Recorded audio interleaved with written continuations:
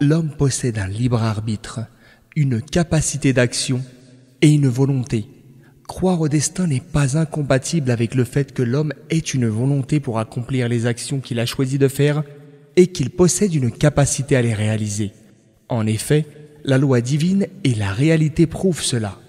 La loi divine le prouve notamment à travers la parole où Allah, qu'il soit exalté, dit concernant la volonté: ذلك اليوم الحق فمن شاء اتخذ إلى ربه مآبا. Ce jour-là est un jour inéluctable. Qui donc veut qu'il suive pour le mener vers son Seigneur un chemin fait d'adoration et d'obéissance. Verset 39 de la sourate La Nouvelle. Allah, qu'il soit exalté, a dit à propos de la capacité d'agir: لا يكلف الله نفسا إلا وسعها لها ما كسبت وعليها ما اكتسبت.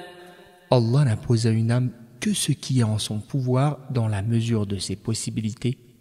Elle bénéficiera du bien qu'elle aura fait et supportera le mal qu'elle aura commis, c'est-à-dire elle aura à en répondre.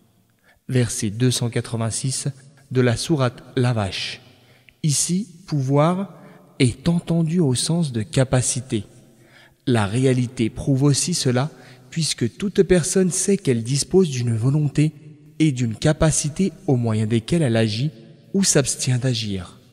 Elle fait bien la distinction entre ce qui arrive du fait de sa volonté, comme marcher, et ce qui se produit sans la participation de sa volonté, comme le tressaillement, tremblement, spasme, etc., et la chute soudaine à terre, sauf que la volonté et la capacité de l'homme ne se réalisent qu'avec la volonté et la puissance divine, comme Allah, qu'il soit exalté, a dit: لمن شاء منكم أن يستقيم وما تشاءون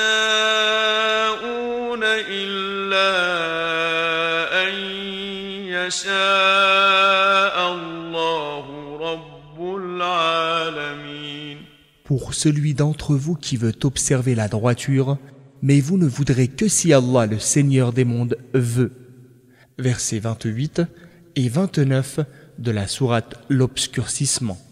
Il a donc confirmé que l'homme possède une volonté et que celle-ci est incluse dans la volonté divine. En effet, la création tout entière est le royaume d'Allah le Très-Haut.